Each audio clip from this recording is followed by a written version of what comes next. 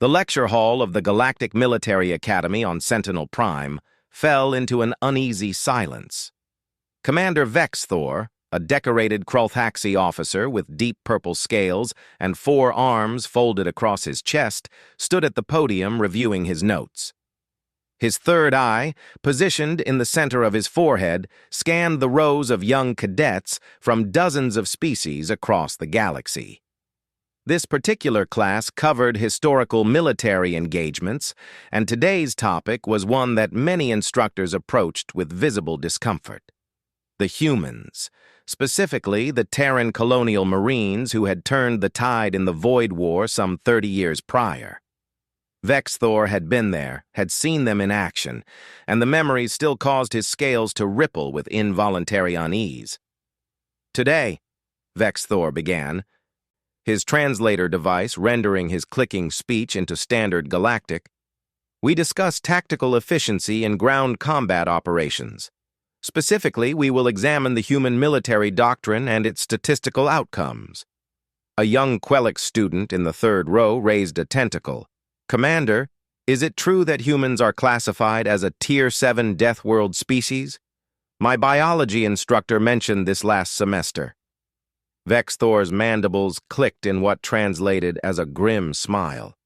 "Your biology instructor was being generous. Earth scores a 7.8 on the harshness index, making it one of the most hostile habitable worlds in the known galaxy. But that rating only measures environmental factors. It doesn't account for what living on such a world does to the inhabitants." He manipulated the holographic display behind him, bringing up an image of a human in standard colonial marine armor. The figure stood roughly average height for a galactic citizen, but there was something in the posture, the way the armored form held its weapon, that suggested coiled violence. Humans evolved as persistence hunters on a high-gravity world with extreme temperature variations, volatile weather patterns, and an ecosystem filled with megafauna predators. Their planet is the only known world where the dominant sapient species is both predator and prey. This dual evolutionary pressure created something unique. A Venlari cadet, her blue skin paling slightly, spoke up without raising her hand. "Commander, there's a rumor among the senior students. They say that during the siege of Krevan Station, a single human marine held a choke point against an entire Zathari assault wave. Is that just a legend?" The lecture hall erupted in chittering, whistling, and various forms of skeptical noise. The Zathari were notorious shock troops, genetically engineered for aggression and physical prowess. The idea of any single soldier, regardless of species, standing against them seemed absurd. Vexthor raised one of his upper hands, calling for silence. "That is not a legend. I was the tactical coordinator for Krevan Station. What you heard is not only true, it's actually an understatement of what occurred." Every cadet in the room leaned forward. Even the normally aloof Centaurian students showed interest, their crystalline forms refracting the ambient light with increased intensity. The Marine in question was Gunnery Sergeant Elena Vasquez, Terran Colonial Marines, 2nd Battalion. At the time of the siege, she was 32 years old by Earth's calendar and had served for 14 years. She was not considered exceptional by human military standards. In fact, her service record showed she was simply competent, reliable, and had a noted preference for heavy weapons. Vexthor pulled up a tactical map of Krevan Station, the hologram rotating slowly in the air. The station was a logistics hub controlling 3 major supply routes. When the Zathari launched their offensive, they sent over 2,000 shock troops against our garrison of 300 defenders. Standard doctrine suggested we hold the main plaza, but the humans had a different idea. He zoomed in on a narrow corridor intersection marked in red. "This is Access Junction 17, a choke point leading to the station's power core. Sergeant Vasquez volunteered to hold this position while the rest of the garrison evacuated civilians and rigged the backup systems. Command estimated she needed to hold for 15 minutes. She held for 4 hours and 37 minutes. The silence in the lecture hall was absolute. A young Tarkesh cadet, his fur standing on end, finally broke it. How is that possible? The Zathari are 3 meters tall, weigh over 300 kilograms, and have redundant organ systems. A sustained assault should have overwhelmed any single position within minutes. You're correct by every tactical model we had at the time, Vex Thor said. What those models failed to account for was human psychology under combat stress. While most species experience decreased cognitive function and motor control during sustained, life-threatening situations, humans demonstrate the opposite effect. Their bodies flood with chemicals that increase strength, speed, and pain tolerance. More importantly, they enter what their military calls a flow state, where time perception alters and decision-making becomes instinctive rather than deliberative. He brought up combat footage. The hologram showed a dimly lit corridor about 5 meters wide. At one end stood a figure in powered armor, behind a hastily constructed barricade of storage crates and support beams. The armor was painted in standard military gray, already scored and dented from previous engagements. This footage is from Vasquez's helmet camera. I warn you, what you're about to see is graphic. The footage began to play. The corridor's far end erupted with movement as the first wave of Zathari shock troops charged forward. There were at least 20 in the first group, their bio-enhanced bodies moving with terrifying speed despite their massive size. They carried plasma weapons and blade arms that could slice through most standard armor. Vasquez opened fire. Her weapon was a M247 heavy machine gun, a human design that fired solid projectiles at hypersonic velocities. Most galactic species had moved past kinetic weapons centuries ago, considering them primitive.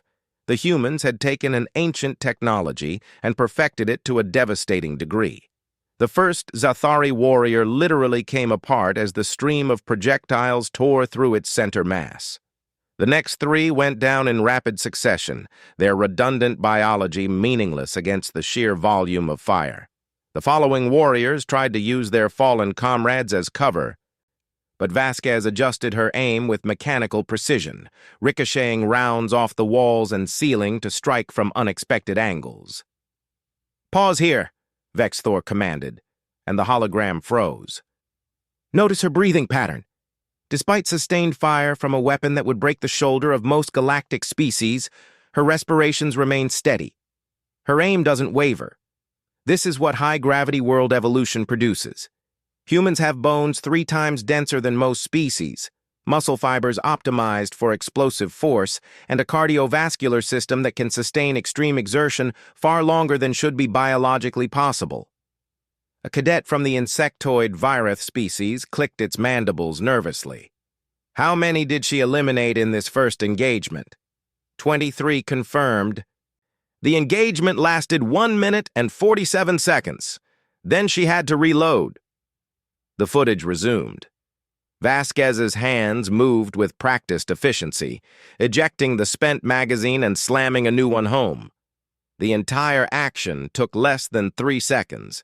The next wave of Zathari were already charging, having used the brief lull to close the distance. They didn't make it.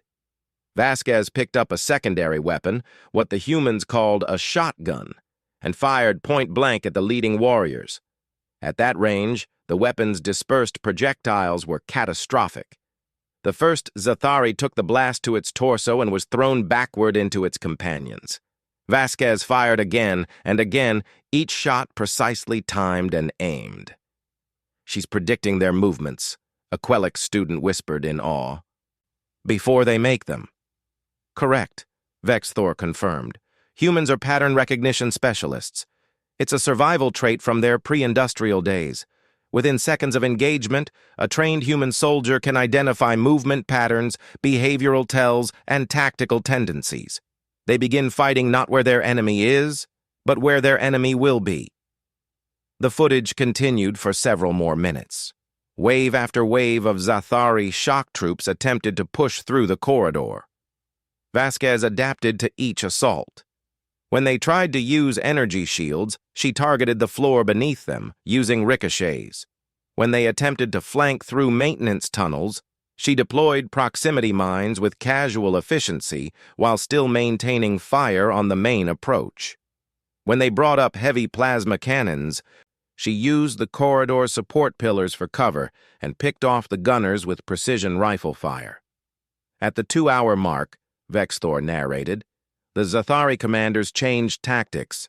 They sent in their berserker units, warriors enhanced with combat drugs that made them immune to pain and increased their aggression to suicidal levels. These units had broken through fortified positions across multiple engagements. The hologram showed larger Zathari, their movements jerky and aggressive, their eyes glowing with chemical-induced rage. They didn't take cover or attempt tactical movement. They simply charged with single-minded determination. Vasquez switched weapons again, this time to something that made several cadets gasp. It was a plasma flamer, typically used for clearing debris or cutting through bulkheads. In her hands, it became an area denial weapon. The corridor became an inferno. The berserker units pushed through, their enhanced biology allowing them to ignore burns that would have incapacitated any other species. It didn't matter. By the time they reached her position, they were weakened, blind, and disoriented. Vasquez finished them with her sidearm, the footage showing her placing shots with surgical precision, even as flames still licked at her armor. The human concept of warfare is fundamentally different from galactic norms, Vexthor explained as the footage continued. Most species seek to minimize combat, to make war so costly that enemies prefer negotiation. Humans prepared for war by studying every conflict in their history, cataloging every mistake, every success, every innovation. They have been fighting each other for their entire recorded history. When they turned that experience against external threats, the galaxy was unprepared. By the 3-hour mark of the footage, the corridor was a charnel house. The Zathari had stopped their frontal assaults and were attempting to bring up heavy equipment to simply collapse the corridor. Vasquez used the lull to reload all her weapons, check her armor's integrity, and drink water from her suit's internal reservoir. Note her hands, Vexthor pointed out. No tremor. After 3 hours of sustained combat, she shows no signs of shock or exhaustion. Human adrenaline is an extraordinarily efficient combat stimulant. Combined with their training, which conditions them to operate in degraded mental states, they become more effective the longer combat continues. A Centaurian student's crystalline structure pulsed with an uncomfortable color. This seems to suggest humans are naturally inclined toward violence. Is this accurate? Vexthor's third eye focused on the student. That's a complex question. Humans are absolutely capable of profound violence. However, they're also capable of extraordinary compassion, creativity, and cooperation. The key is that they're adaptable. On their world, the ability to switch between peaceful cooperation and aggressive defense was survival critical. A human can help you build a home one day and tear down your fortifications the next. It's not cruelty. It's flexibility. The final hour of footage showed the Zathari attempting one last massive push. They had brought up everything they had remaining, throwing coordination aside for raw numerical advantage. Over 100 shock troops charged simultaneously. Vasquez deployed her last surprises, automated turrets she had hastily assembled from station components. Explosive charges chained to create cascading failures in the corridor structure. She even used the station's atmospheric systems, venting sections at critical moments to slow the enemy advance. When her ammunition finally ran low, she drew a simple combat knife and prepared for close combat. She never needed it. The evacuation completed with 17 minutes to spare. The station's self-destruct sequence began, and Vasquez fell back to the extraction point with calm efficiency, still engaging targets as she moved. "Final count," Vexthor stated, pulling up statistics that made every cadet in the room freeze. Gunnery Sergeant Elena Vasquez eliminated 473 enemy combatants in 4.5 hours. She suffered 2 cracked ribs, minor plasma burns to her left arm, and temporary hearing loss from the sustained weapons fire. She was back on active duty after 8 days of recovery. The lecture hall was silent. No clicking, no whistling, no movement at all. To answer the original question posed by the title of today's lecture, Vexthor continued, there is no standard body count for a Terran Marine, because humans don't measure effectiveness by eliminations. They measure it by mission success. Vasquez could have fallen back at any point. She could have conserved ammunition, avoided risk, protected herself. But the mission was to hold the junction, so she held it. Not because she was exceptional by human standards, but because completing the mission is what human Marines do. He paused, letting that sink in. The Terran Colonial Marines maintain approximately 200,000 active-duty personnel. They are the smallest standing military force in the galactic community. They are also the most effective. During the Void War, human forces were deployed in only 12% of engagements, but were credited with turning the tide in 83% of those engagements. Their casualty rates are higher than any other species, yet they have the longest recruitment waiting lists. A young Venlari cadet raised her hand hesitantly. Why would anyone want to serve with such high risk? Vexthor's mandibles clicked in something approaching respect. Because humans understand something that took the rest of the galaxy by surprise. War isn't about who has the better technology or the larger numbers. It's about who's willing to pay the highest price for victory. And humans have 4 billion years of evolution telling them that survival demands total commitment. He closed the holographic display, and Elena Vasquez's image faded. Your assignment for next session is to analyze 3 human military doctrines and compare them to equivalent galactic standards. I want detailed reports on why human tactics work, despite seeming to violate basic principles of warfare. Dismissed. As the cadets filed out in subdued groups, many glancing nervously at each other, Vexthor remained at the podium. A senior Krolthaxi officer approached, his scales darker with age and experience. "Do you think it was wise to show them that footage?" the senior officer asked. Some of them looked quite disturbed. Vexthor's third eye fixed on his colleague. They need to be disturbed. These cadets will be officers within a few years. They need to understand what they're potentially commanding. And more importantly, they need to understand who they're commanding alongside. The senior officer's mandibles clicked thoughtfully. The humans certainly changed warfare. No, Vexthor corrected. They revealed what warfare actually is, when survival is genuinely at stake.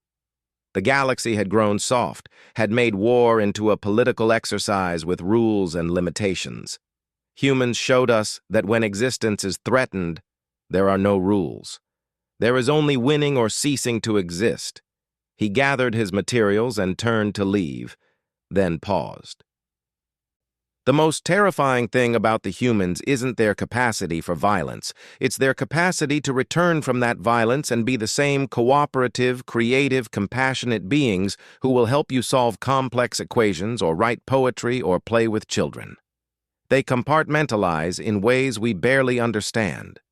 A human can be your fiercest enemy one day and your most loyal ally the next, and they won't see any contradiction in that.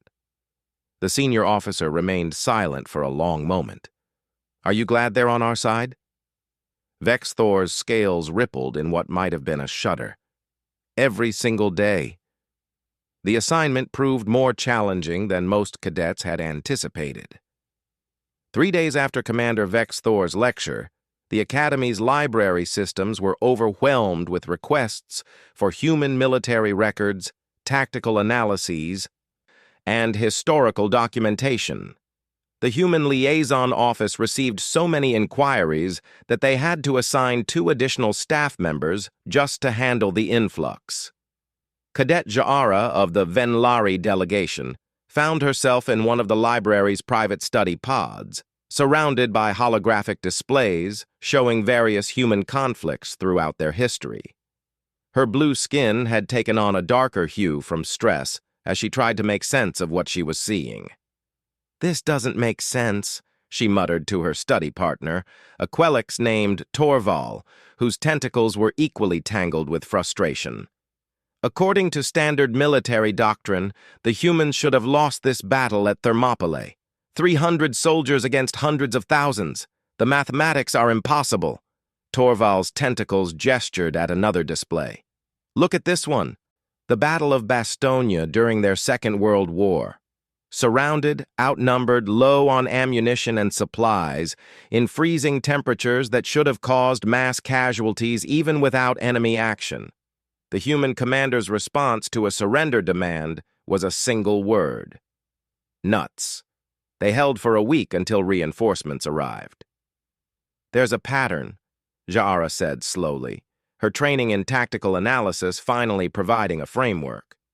"The humans don't calculate odds the way we do. When we assess a battle, we factor in probability of success, acceptable casualty rates, strategic value of the objective. The humans seem to add another variable that doesn't appear in any standard military algorithm." "What variable?" Meaning. Ja'ara pulled up another file, this one showing a human marine unit defending a refugee convoy against pirate raiders during the early contact period. They assigned personal significance to objectives. This convoy wasn't strategically valuable. The refugees were from a minor colony world, the resources involved were minimal. By galactic military standards, the correct decision would have been to let the pirates take the convoy and avoid combat. But the humans fought anyway because those were people who needed protecting. Torval's primary tentacle tapped thoughtfully against the console. "So they fight for emotional reasons rather than strategic ones?" "No, that's not quite right either." Ja'ara was beginning to understand, though it made her uncomfortable. They integrate emotional factors into strategic thinking. The objective isn't just hold this position or destroy this target. It's hold this position because people are counting on us, or destroy this target because it threatens something we value. The emotion becomes part of the calculation, not a distraction from it. Their conversation was interrupted by raised voices from a nearby study area. Several Tarkesh cadets were arguing loudly, their fur standing on end in agitation. Ja'ara and Torval exchanged glances and moved closer to listen. "It's barbaric!" one of the Tarkesh was insisting, his voice carrying across the library. "Look at this human training regimen. They deliberately break down their recruits psychologically, subject them to extreme physical stress, create artificial combat scenarios designed to induce maximum panic. This would be considered abuse in any civilized military." An older cadet, a Krulthaxi named Selvan, who had served before attending the academy, responded with surprising heat. "You're missing the point.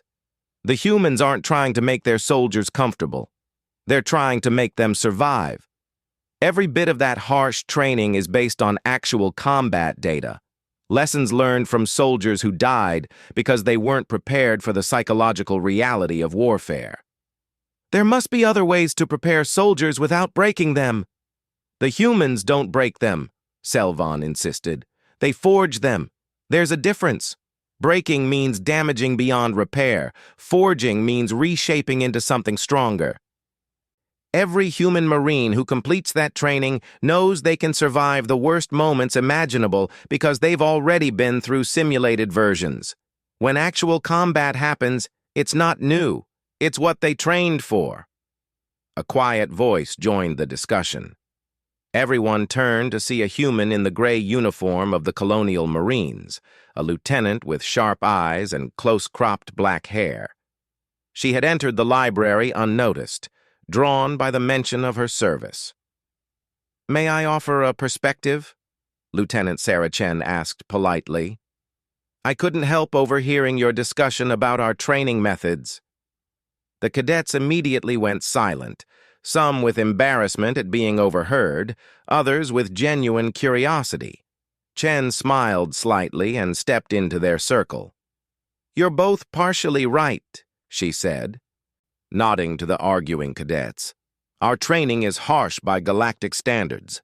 It is designed to push recruits to their breaking points. But here's what most species don't understand about humans. We need to know where our breaking points are. Not knowing is more terrifying than any enemy." She pulled up a chair and sat casually, a very human gesture that put some of the cadets at ease. On Earth, our ancient warriors had a saying, "Train hard, fight easy." If training is harder than actual combat, then combat becomes just another day at work. But there's more to it than that. Has anyone here studied human neurology? A Centaurian cadet pulsed affirmatively. "I've read the comparative biology reports. Human brains have an unusually large prefrontal cortex relative to body size. And your amygdala shows unique connectivity patterns to motor control centers." "Exactly. Which means what, in practical terms?" The Centaurian hesitated. "It suggests humans have enhanced ability to override fear responses with conscious decision-making." "Close. We can't override fear. Fear is a survival mechanism, and on Earth, you needed every survival mechanism you could get. What we can do is operate through fear. Our conscious mind and our survival instincts work in parallel rather than in opposition. That's what the training teaches us to harness." Lieutenant Chen pulled up a holographic display from her personal data pad. It showed brain scans of a human during various states, at rest, during routine stress, and during combat simulation. "This is my brain during basic training exercises. See these patterns? The fear centers are absolutely lit up. I'm terrified. But these other areas, the ones governing fine motor control, tactical assessment, and decision-making, also fully active. A Tarkesh brain under similar stress would show suppressed activity in those higher function areas. Your biology routes blood and resources to survival systems at the expense of complex thinking. Ours does both simultaneously." The Tarkesh cadet, who had called human training barbaric, looked at the scans with new understanding. "So the harsh training isn't meant to eliminate fear?" "It's meant to teach us to use it," Chen finished. "Fear sharpens our senses, speeds our reactions, gives us strength we don't normally access. But untrained, it leads to panic. Trained, it becomes fuel. That's the difference between a civilian and a Marine." Zara raised her hand hesitantly. "Lieutenant, may I ask you a personal question? About the footage Commander Vexthor showed us?" "The Kraven Station defense?" "I know Elena Vasquez. We served together before I went to officer training." "What would you like to know?" "How did she do it?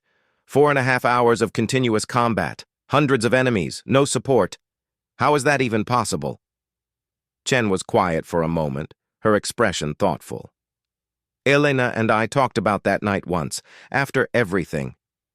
You know what she told me? She said the first hour was the hardest, not because of the Zathari, but because her mind kept trying to calculate odds, kept showing her all the ways she was going to die.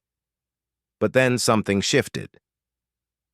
She stopped thinking about the entire battle and started thinking about the next 30 seconds, just the next half minute.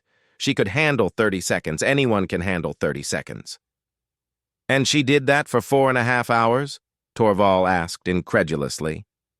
540 30-second intervals, Chen confirmed. She chunked an impossible task into manageable pieces. It's a psychological technique humans develop naturally because of our evolutionary background. When you're a persistence hunter chasing prey for hours or days, you can't think about the whole hunt. You think about the next landmark, the next water source, the next track. We're built for long-term sustained effort broken into short-term achievable goals. She stood and gestured to all the displays the cadets had been studying. "You're trying to understand human military doctrine through galactic military theory. It won't work. You need to understand human psychology, human evolution, human culture. We don't fight like other species because we didn't evolve like other species. Earth made us different." A young Vareth cadet clicked its mandibles nervously. "Lieutenant Chen, there's something many of us have been wondering. Why do humans seem to volunteer for the most dangerous assignments? I've reviewed casualty statistics. Human units consistently take on higher-risk missions than other species would accept. Chen's smile turned slightly sad. That's going to sound arrogant if I explain it directly. Can I tell you a story instead? The cadets nodded eagerly, settling in to listen. Human stories had become popular throughout the academy, though often for their shock value. Before humans had spaceflight, before we even had electronic communication, there was a time when humans lived in small tribes scattered across Earth. Life was brutal. Predators, disease, starvation, rival tribes, natural disasters, death was everywhere. Do you know what happened when danger threatened a tribe? She paused, letting them consider. When no one answered, she continued. The strongest, most experienced warriors would step forward, not because they had a death wish, but because they had the best chance of success and because their deaths would mean less to the tribe's survival than the deaths of younger, less experienced members. It was a calculation, but one based on value to the group rather than value of the individual. That instinct never left us. Chen pulled up statistics showing human military demographics. Human combat units skew older than galactic average, more experienced, more skilled, more valuable by most metrics. And yet we're the ones who take point on dangerous missions, because we've calculated that our experience gives us better survival odds than sending younger, less trained forces. And if we do fall, we've already passed on our knowledge, trained the next generation. The tribe continues. That's not arrogance, Jara said softly. That's calculated self-sacrifice. It's practical altruism, Chen agreed. Humans are intensely social creatures. We survived Earth by cooperating on levels that would be considered pathological by some species' standards. A human will die for a stranger if they perceive that stranger as part of their tribe, which can mean their nation, their species, or in military contexts, their unit. That's why the colonial Marines are effective. We're not a military force. We're a tribe in uniform. She checked her chronometer. I have to get to a briefing, but I want to leave you with something to think about. You're studying human military tactics to understand how we win battles. That's useful. But if you really want to understand human soldiers, study human history. Look at how we've treated our warriors across cultures and time periods. You'll find that in almost every human society, soldiers hold a special place. Not always respected, not always valued, but always acknowledged as separate, set apart. Because we're the ones who go into the darkness so others don't have to. She started to leave, then turned back. Oh, and Cadet Jara? You asked how Sergeant Vasquez did what she did. The real answer is simpler than you think. She did it because people were counting on her. That's all the reason a human Marine needs. After Lieutenant Chen left, the library remained unusually quiet. The cadets slowly returned to their studies, but the nature of their research had changed. They were no longer just looking at tactics and statistics. They were digging into human culture, psychology, evolutionary biology, trying to understand not just what humans did, but why they did it. Selvan, the older Krolthaxi cadet, found himself reviewing first contact reports from 3 decades prior. The galaxy's initial assessment of humans had been cautiously optimistic, a species with decent technology, reasonable diplomatic instincts, and modest military capability. Nothing threatening, nothing exceptional.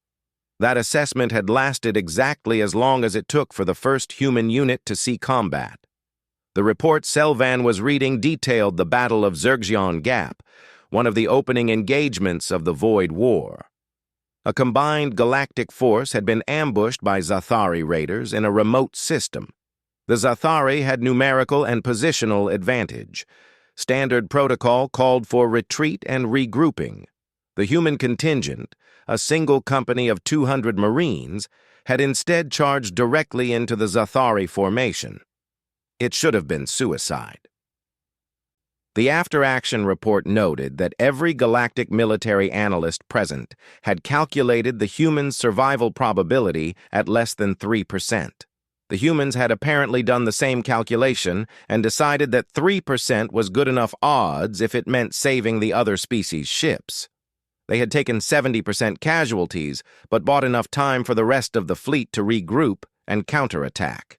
The Zathari had been routed, shocked by the ferocity of the human assault. What struck Selvan was the human commander's log entry after the battle. It was brief, matter-of-fact, and chilling in its simplicity. Mission accomplished.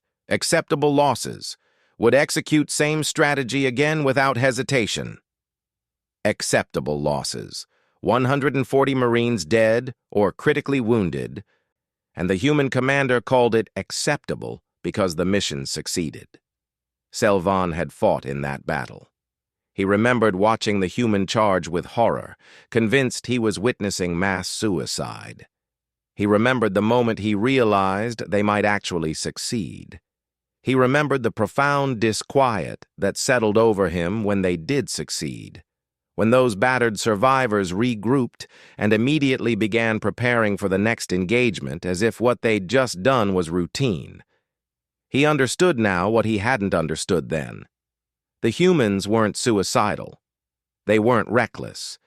They were simply operating from a completely different assessment of acceptable cost. To them, any price that led to mission success and protected their allies was acceptable. Not preferred, not desired, but acceptable. It was a mindset that would have been considered clinically pathological in most species. In humans, it was called duty. The following week's lecture drew an unprecedented crowd. Word had spread throughout the Galactic Military Academy about Commander Vexthor's Human Warfare series, and cadets from other programs had requested permission to attend. The lecture hall, designed for 200 students, now held nearly 400, with many standing along the walls or sitting in the aisles. Vexthor entered to find the room packed. His third eye swept the crowd, noting the mixture of species, the tension in the air, the genuine curiosity mixed with unease. He had expected this. The humans always provoked strong reactions. "I see we have guests," he said, his translator rendering his clicks with a slight edge of amusement. "Welcome. Today we will discuss the human concept of morale and why it represents perhaps the most significant tactical advantage in modern warfare." He brought up a holographic display showing two military formations of roughly equal size and equipment. Standard galactic military theory holds that morale is a minor factor in combat effectiveness, perhaps accounting for 5 to 7% variation in performance. Troops are expected to be professional, to follow orders regardless of personal feelings, to treat warfare as a technical exercise. This model works well for most species. The display shifted, highlighting one formation in blue. Human military forces operate on an entirely different principle. For humans, morale isn't a minor factor. It's the primary factor. A human unit with high morale can perform at 300% of baseline effectiveness. A human unit with broken morale becomes virtually non-functional. This massive variation makes humans simultaneously the most powerful and most fragile military asset in the galaxy. A Quelix cadet raised a tentacle. "Commander, how can morale have such a dramatic effect? That suggests human soldiers are dangerously unstable." "An astute observation, but not quite accurate," Vexthor replied. "Human stability is different from galactic norms, not inferior to them. Let me show you what I mean." The hologram changed to show combat footage from the Void War, a human unit pinned down by Zathari artillery. The situation looked desperate. Buildings were collapsing around them, escape routes were cut off, and casualties were mounting. By standard military assessment, the unit should have been in the process of disintegrating. Instead, one of the human soldiers started singing. The cadets watched in confusion as more humans joined in, their voices carrying over the sounds of explosions and weapons fire. They were singing something called the Battle Hymn of the Republic, a song from their ancient history. As they sang, their movements became more coordinated.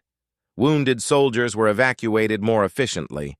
Return fire became more accurate. The unit didn't just maintain cohesion, it actually increased its combat effectiveness. "This is insane," a Tarkesh cadet muttered. "They're singing while being killed." "They're singing to remind themselves why they're willing to be killed," Vexthor corrected. "That's the key difference. Human soldiers don't fight because of training or duty or orders. Those factors matter, but they're not the foundation.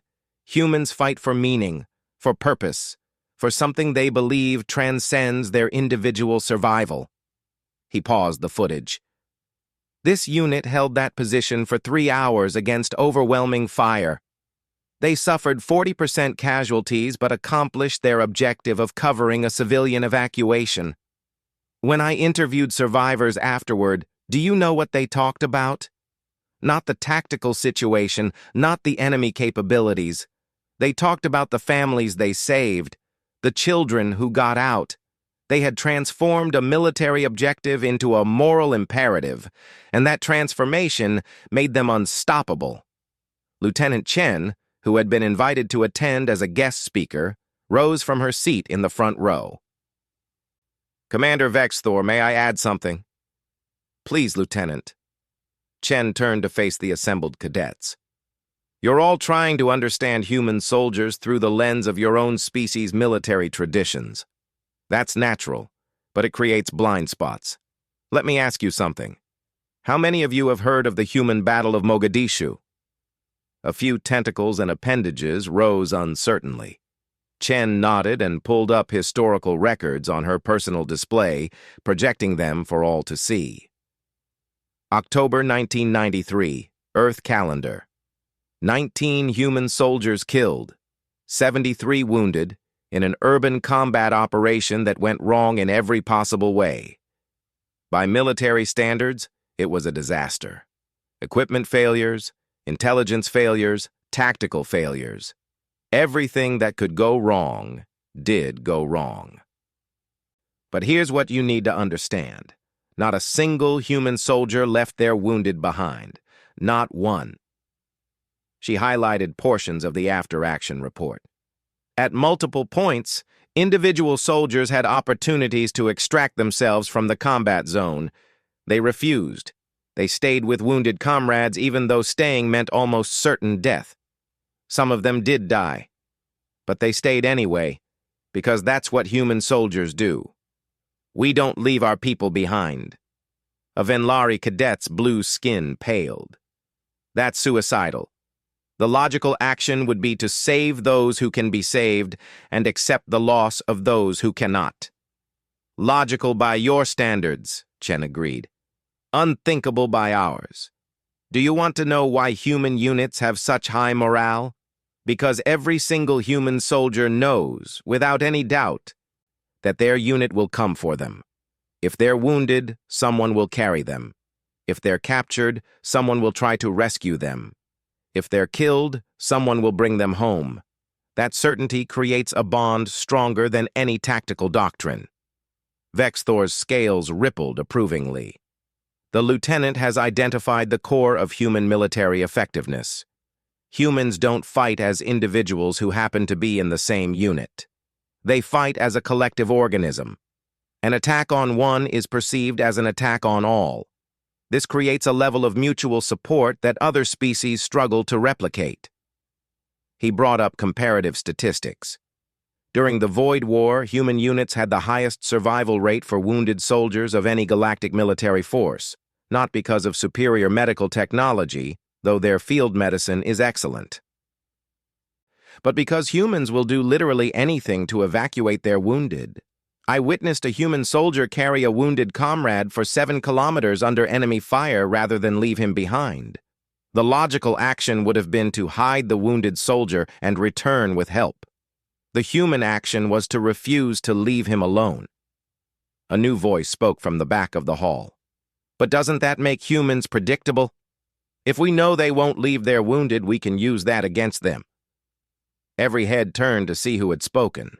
It was a senior cadet from the Centaurian delegation, their crystalline form reflecting light with what might have been smug certainty. Vex Thor's mandibles clicked sharply. An interesting tactical observation. Would you like to know what happened to the Zathari commanders who tried exactly that strategy? The Centaurian's light pattern dimmed slightly. I'm not familiar with that engagement. Because there were no survivors to file a report, Vex Thor said coldly. The Zathari, being excellent tacticians, recognized the humans' unwillingness to abandon wounded as a vulnerability. They began deliberately wounding humans rather than killing them, using the wounded as bait to draw out rescue teams. The lecture hall went silent. Vex Thor's third eye fixed on the Centaurian student. The strategy worked exactly once. The Zathari ambushed a human rescue team, killed them all, and thought they had discovered a winning tactic. What they failed to account for was the human response to their comrades being used as bait and killed while attempting rescue. He pulled up footage that made several cadets look away. It showed a human assault on a Zathari position, but this wasn't the controlled, professional violence they had seen before. This was something primal and terrible. The humans stopped taking prisoners, stopped offering surrender terms, stopped following their own rules of engagement. The unit that had been ambushed requested permission to conduct what they called a retribution strike. Their commanding officers, understanding human psychology, granted that permission. The Zathari position was eliminated with such thoroughness that it took forensic teams weeks to confirm the enemy casualty count. Vex Thor let that sink in. The Zathari never tried that tactic again. They had discovered something important. Humans have limits, and when you cross them, the response is disproportionate and absolute. You can fight humans, you can kill humans. But if you violate their codes of honor, if you desecrate what they consider sacred, they become something different, something that doesn't stop until the threat is eliminated. Lieutenant Chen spoke quietly from her position. We call it righteous fury. It's a psychological state that combines rage with moral certainty. It's dangerous because it bypasses normal human restraint. A human in that state isn't thinking about survival or tactics. They're thinking about justice, about punishment, about making sure what happened can never happen again. A young Vireth cadet clicked nervously. That sounds like the humans become uncontrollable. How is that a military advantage? Because it's not uncontrolled, Chen corrected. It's directed. Humans in a fury state maintain tactical awareness and coordination. We don't become mindless berserkers. We become extremely focused on a single objective, eliminating the threat. And we'll use every skill, every weapon, every ounce of creativity to accomplish that. She pulled up additional historical records. Battle of Thermopylae, Alamo, Little Bighorn, Tarawa, Stalingrad. Throughout human history, you find stories of forces that fought beyond any logical breaking point. Sometimes they won, sometimes they lost, but they always made the enemy pay an extraordinary price. That's the human variable. We can decide that we're willing to die, and once that decision is made, we become exponentially more dangerous. Vex Thor nodded. This is why galactic military doctrine now includes specific guidelines for engaging human forces. Rule 1. If humans can be negotiated with, negotiate. Rule 2. If combat is unavoidable, show respect for human codes of conduct. Rule 3. Never, ever give humans a reason to want you extinct because they have the creativity and persistence to make it happen. The lecture continued for another hour, with Vex Thor and Lieutenant Chen tag-teaming to explain various aspects of human military psychology. They discussed the human concept of having your buddies six, the significance of military traditions and ceremonies, the role of humor in maintaining morale under stress, and the strange human ability to form emotional bonds with their equipment and vehicles. I still don't understand something, Jara spoke up near the end of the session. "You've shown us that humans are fierce, effective, and dangerous in combat. But we also know humans can be kind, creative, and diplomatic. How do they switch between these modes so easily?" Lieutenant Chen smiled. "That's the question everyone asks. The answer is, we don't switch. We're both things simultaneously. A human can be a deadly warrior and a loving parent, a brutal fighter and a compassionate healer, an efficient killer and a talented artist. Earth demanded that we be adaptable, and adaptation means being capable of anything the situation requires." She pulled up images from her personal files, showing human Marines in various non-combat situations, building schools in war-torn regions, playing with local children, providing medical care to former enemies, creating art from salvaged materials. This is the same unit that fought at Creven Station, the same soldiers who eliminated hundreds of enemy combatants. And here they are, teaching alien children to play soccer, sharing rations with refugees, painting murals on damaged buildings. We don't compartmentalize these aspects of ourselves. They coexist. Violence and compassion, destruction and creation, warfare and peace, all equally human. Vex Thor's scales rippled with what might have been unease. This is what makes humans such valuable allies and such terrifying enemies. You never know which aspect you'll encounter. The human who shares a drink with you in a bar could be the same human who stormed an enemy fortification single-handedly. The human who writes poetry could be the one who plans orbital bombardments. Your species holds contradictions that would break most others. "It's not contradictory to us," Chen said quietly. "It's complete. Earth taught us that life is struggle, but struggle doesn't have to be joyless, that death is always present, but that makes living more precious, that violence is sometimes necessary, but should never be preferred.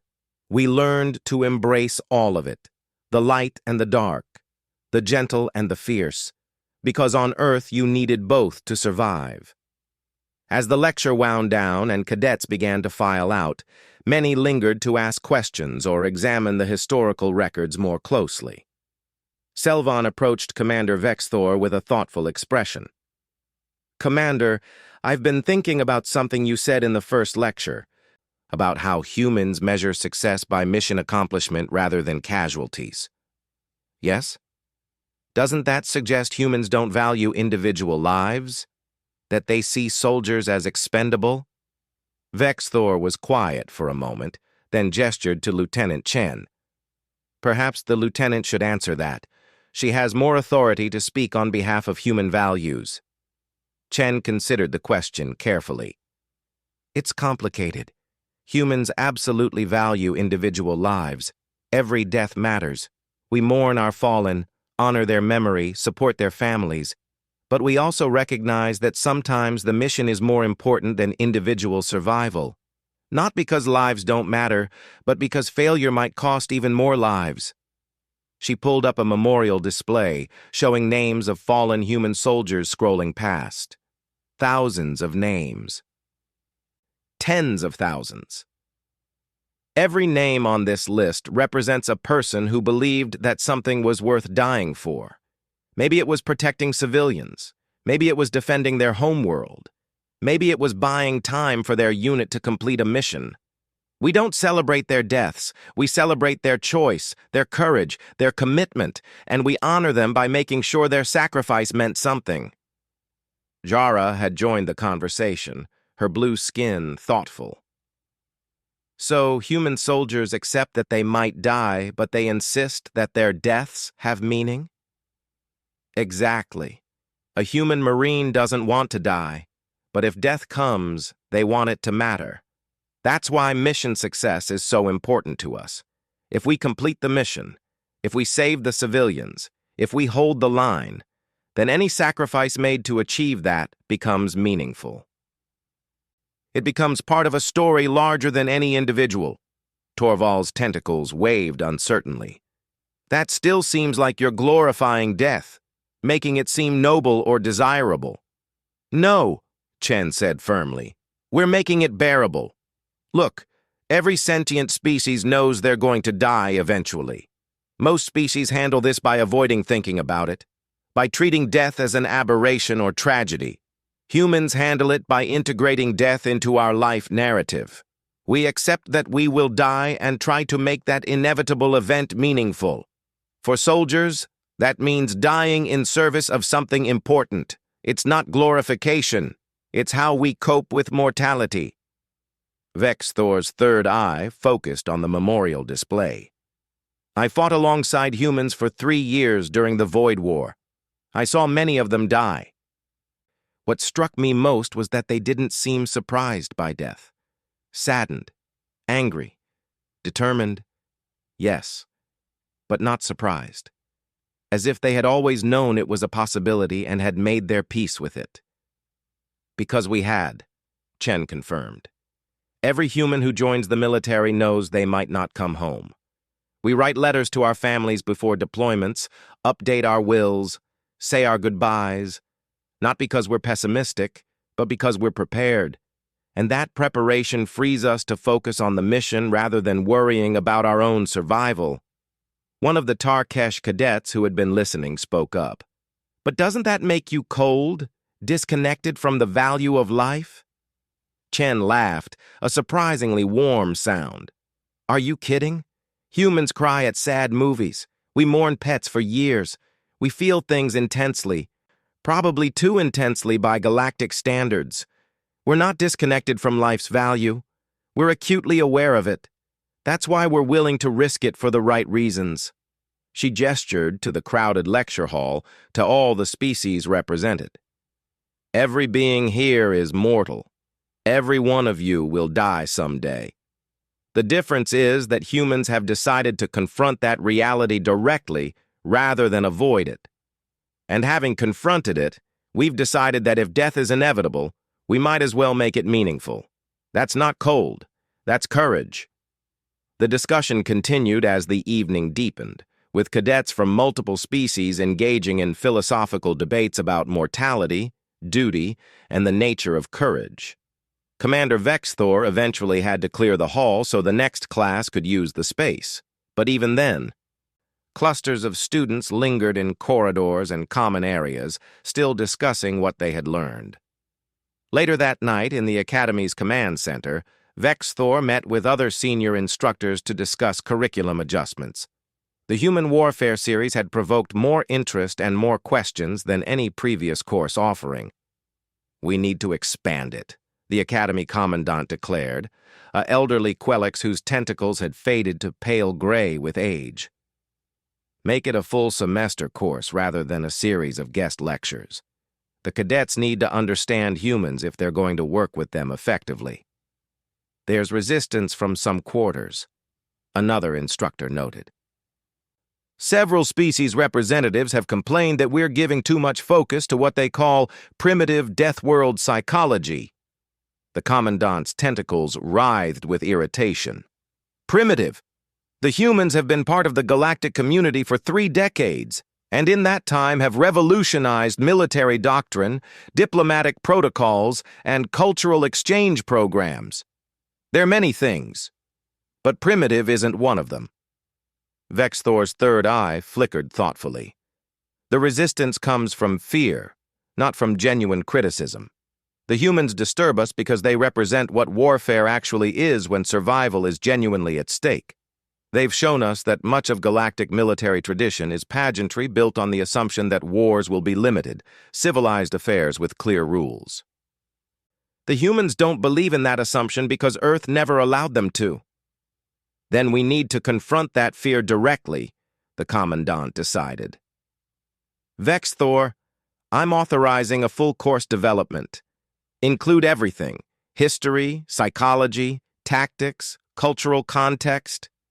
I want cadets who complete this course to understand not just how humans fight, but why they fight. Because you're right, the humans are our allies now, but they've taught us that the galaxy is more dangerous than we wanted to admit. We need to learn from them. As Vex Thor left the meeting, he found Lieutenant Chen waiting in the corridor. Commander, May I ask you something personal? Of course, Lieutenant. When you show that footage of Sergeant Vasquez, of the battles, of all the violence humans are capable of, what do you hope the cadets learn? Vexthor was silent for a long moment, his scales shifting through subtle color changes that indicated deep thought. I hope they learn respect. Not fear, not worship, not revulsion. Respect. Humans are our allies, possibly our greatest allies. But they're also deeply dangerous. I want these cadets to understand both aspects, to know that the same humans who will die protecting them are the same humans who can eliminate entire enemy formations without hesitation. Because we might not always be allies? Chen asked quietly. Because the galaxy is changing, Vexthor replied. The Void War showed us that there are threats we barely survived. If another war comes, we'll need humans fighting with us, not against us. And that means understanding you, truly understanding you, so we can work together effectively. Chen nodded slowly. Thank you for that honesty, Commander. Most species tiptoe around the subject, but you're right. Humans can be your best friends or your worst enemies. The galaxy gets to choose which one. Then let us continue to choose friendship, Vexthor said. And let us make sure the next generation of officers understands what that friendship means and what it costs. As Chen walked away, Vexthor returned to his office and pulled up the statistics one more time. The numbers that answered the original question, what's the body count of a single Terran Marine? The answer remained what it had always been, however many are necessary to complete the mission. And that, more than any specific number, was what the galaxy needed to understand about humanity.